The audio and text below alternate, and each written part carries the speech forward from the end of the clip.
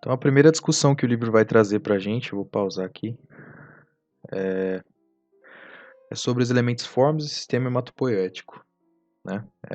E aí vai ser basicamente a composição, né, do sangue, os elementos fórmicos, o que são, as definições de cada um deles, explicação da quantidade que tem cada um no sangue e a maneira em que eles são formados, né, hematopoiese. Talvez seja interessante a gente fazer essa leitura só para compreender ali os transtornos que a gente vai observar, né? Então, o livro traz os números normais, são números que a gente já consegue manusear, né? Composição do sangue, ele vai falar que o sangue é 90% de água, praticamente, e de 6,5% a 8% de proteínas, 2% de outras são hormônios, glicose, eletrolitos, que são também extremamente necessários. Enfim, no grupo das proteínas a gente vai ter a albumina, que está em maior número, está presente em maior número, né, 54%, as globulinas, que são as gama-globulinas, né, aí a gente tem as alfas, beta e as gama-globulinas, né, que compõem, as globulinas de modo geral, elas compõem, aqui, alfa-globulinas são as globulinas que transportam bilirrubina-esteroide, as beta-globulinas transportam ferro e cobre, e as gama-globulinas são os anticorpos, né, e o fibrinogênio, né, que é o nosso fator, nosso fator de coagulação, aí um dos mais importantes. Aí ele vai trazer a descrição dos elementos fórmicos do sangue, de fato, os eritrócitos, os leucócitos, dentre dos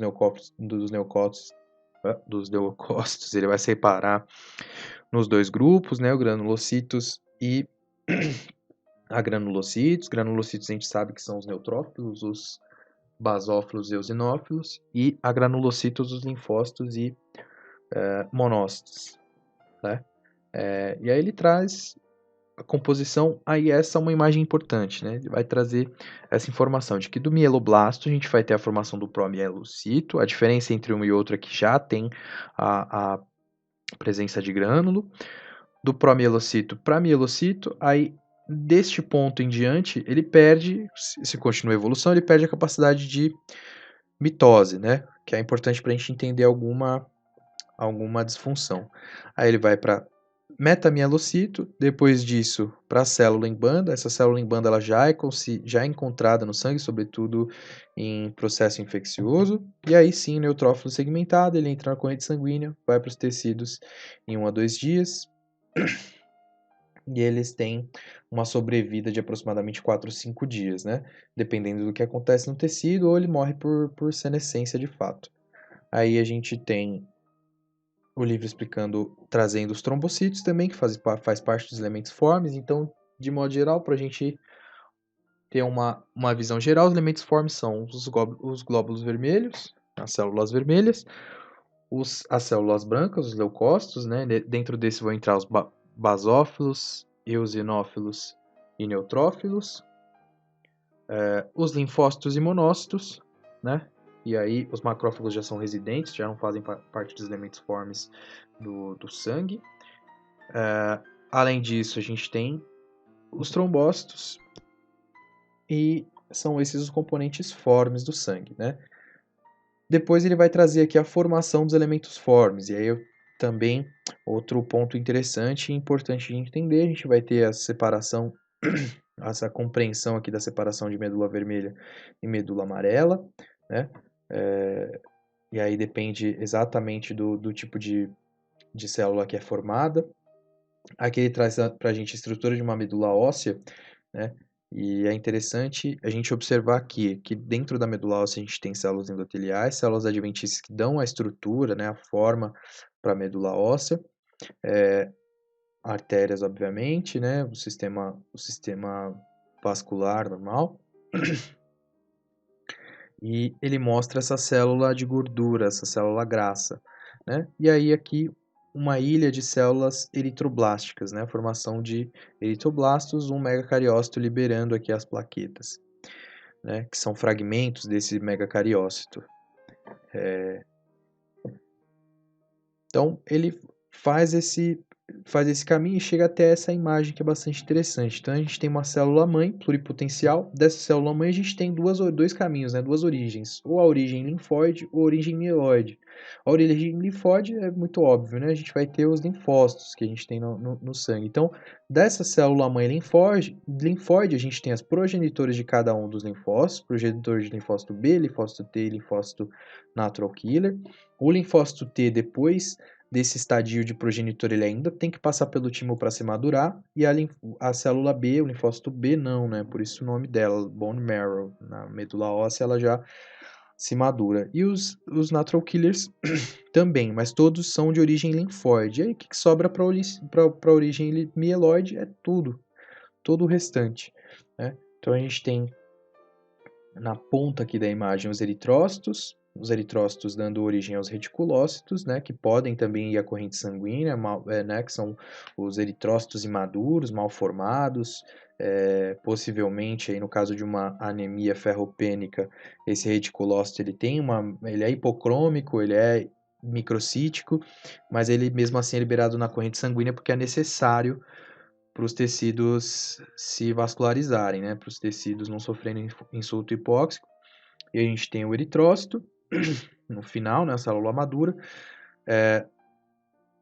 essa unidade formadora de colônia de megacariócito, aí a gente tem o megacariócito formando as plaquetas, unidade formadora de colônia de granulócito e unidade formadora de colônia de monócitos, né? Aí a gente vai ter, para os granulócitos, dessa unidade formadora de colônia já sai eosinófilo, neutrófilo e basófilo. E para os monócitos, a gente tem a unidade formadora de colônia de monócito, monoblasto e monócito, né? Monócito sendo a última forma aí.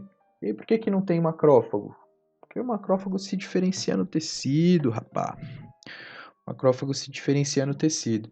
E aí o livro traz essa informação que é interessante sobre a regulação da hematopoiese, né? O que regula, né? Por que do nada elas começam a crescer, as células começam a se dividir de fato? Qual que é o estímulo? E aí os estímulos são geralmente citocinas, né? E fatores de crescimento, algumas citocinas, interleucina 1 e 6, a gente já viu que tem podem estimular, porém a gente vai focar aqui nos fatores estimuladores de colônia, né, os FEC. Então a gente tem o fator estimulador de colônia de granulócito e monócito, fator estimulador de colônia de granulócito em específico, e ele é liberado em momentos específicos, fator estimulante de colônia de macrófago, né, vai induzir a formação de monócito, para depois tradução para macrófago, trombopoietina, produzir trombocito, e eritropoietina, que a gente já entende ali aquela relação com o rim secretando eritropoietina, né? E esses vão ser aí os nossos principais fatores de crescimento para as células da medula óssea. E aí o livro traz informação de que se desenvolveram aí proteínas recombinantes para utilizar em alguns problemas químicos clínicos.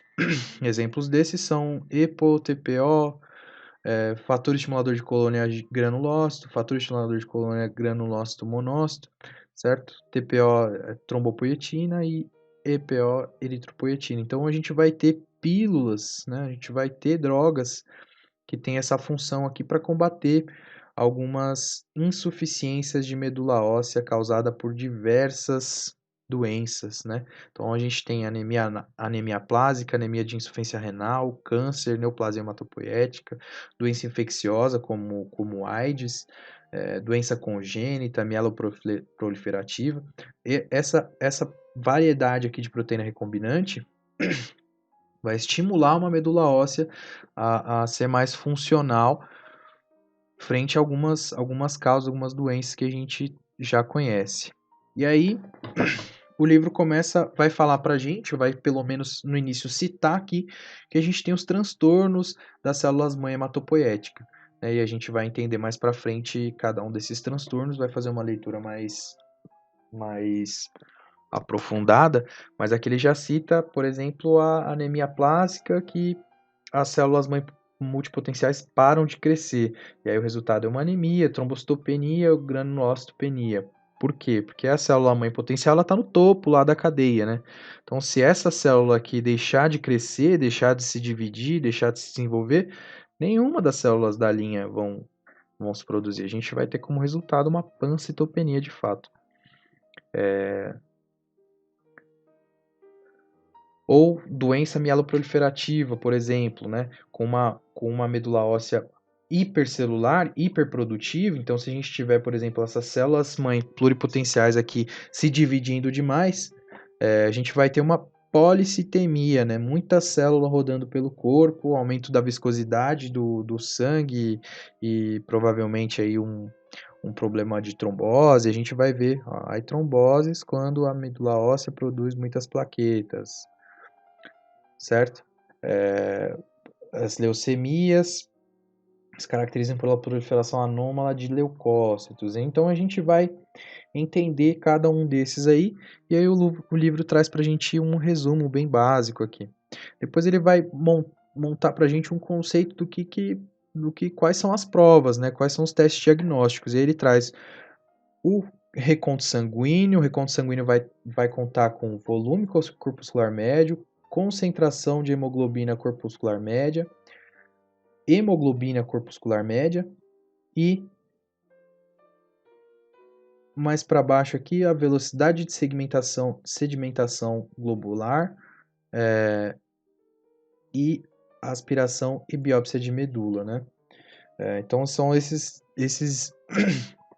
são os testes aqui relacionados com a qualidade e quantidade dos elementos formes, né, em específico, para a gente entender aí como estão funcionando os elementos formes e se há alguma alteração estrutural funcional neles, se há uma alteração funcional estrutural da fonte deles, que seria a medula óssea, a gente consegue entender observando estes exames aqui: volume corpuscular médio, tamanho da hemácia, hemoglobina corpuscular média, quanta hemoglobina tem nessa hemácia, se essa pessoa está perdendo ferro, se ela tem uma hiperprodução de ferro. Provavelmente, se ela tiver uma hiperprodução de ferro, a gente vai ter uma deposição de ferro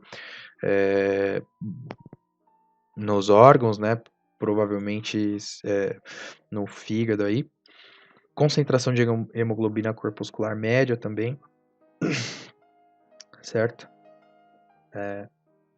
Então, essas são as provas de análise sanguínea. E aí o livro traz aqui pra gente, né? Tá com 12 minutos.